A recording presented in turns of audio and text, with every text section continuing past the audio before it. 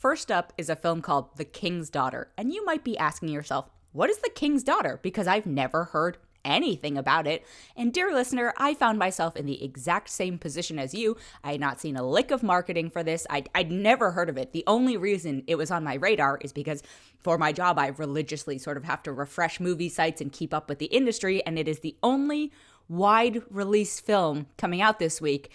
And I was just like, what is this movie? Well, turns out there's a good reason that we haven't heard about it. It's because it was filmed in 2014, and it is just now coming out of purgatory to see a, quote, wide release. And it does star some actual big names. It stars Pierce Brosnan, it's got Kaya Scodelario, Benjamin Walker, Rachel Griffiths, Bingbing, William Hurt, Pablo Schreiber, and Julie freaking Andrews is the narrator. So The King's Daughter takes place during Louis XIV's reign. Pierce Brosnan plays Louis XIV, but with a British accent. In fact, everyone has a British accent, even though we're aggressively, clearly in France. And Pierce Brosnan has a secret daughter played by Kaya Scodelario, who's locked away in a convent. And Pierce Brosnan, as Louis XIV, wants to live forever. And Pablo Schreiber, as a doctor, comes to him and goes, hey, if we capture a mermaid and kill it during an eclipse, you'll live forever. I am trying to say all of this with a straight face, which you can't see because you're just listening to this, but the absurdity of the concept is truly spectacular. This is also apparently adapted from a book, which maybe the book was good. So anyway, Kaya Scodelario plays the daughter who's hid away with nuns, and then Benjamin Walker plays the sea captain who's tasked with capturing the mermaid. The mermaid is played by Bingbing, who is turned into Bingbing is a gorgeous, ethereal human being on her own. And the CG monster they turned her into.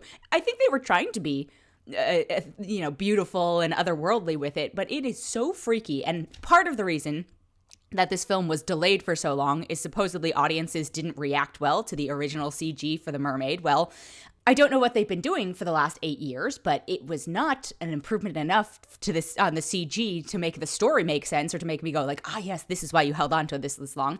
And then there's just, I can't with this movie.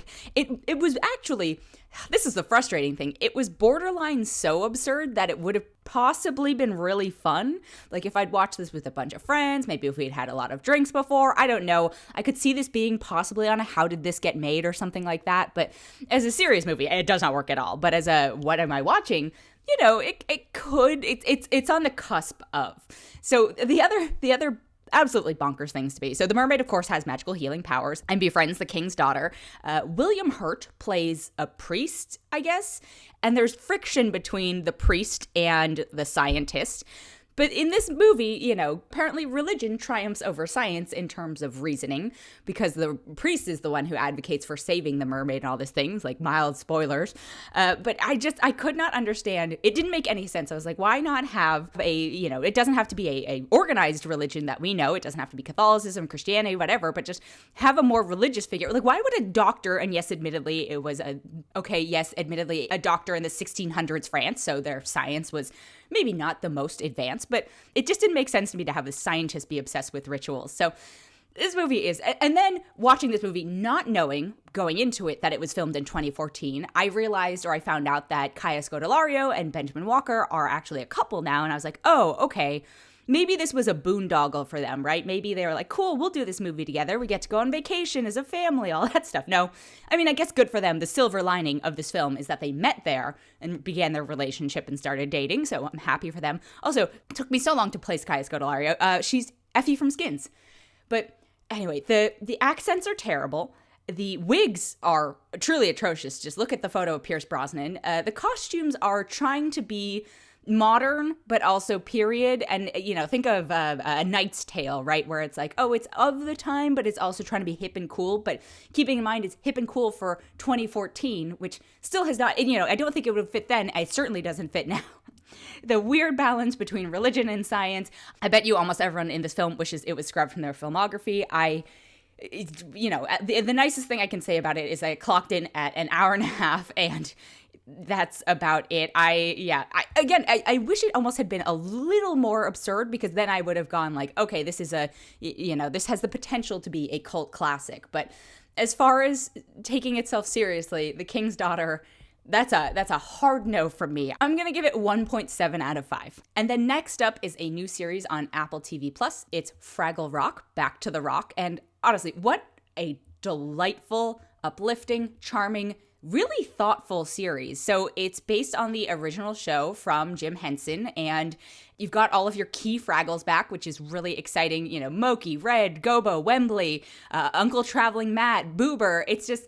the nostalgia was very, very real when watching it, but I also think that it's going to be a really wonderful show for a new generation, which is such a thing to say, but I truly believe it because the concepts that they deal with in this show are really actually very complicated and presented in such a delightful and thoughtful way that I was mind boggled for a moment when I realized what the themes of certain episodes were supposed to be. You know, it's very conservation forward, which I love.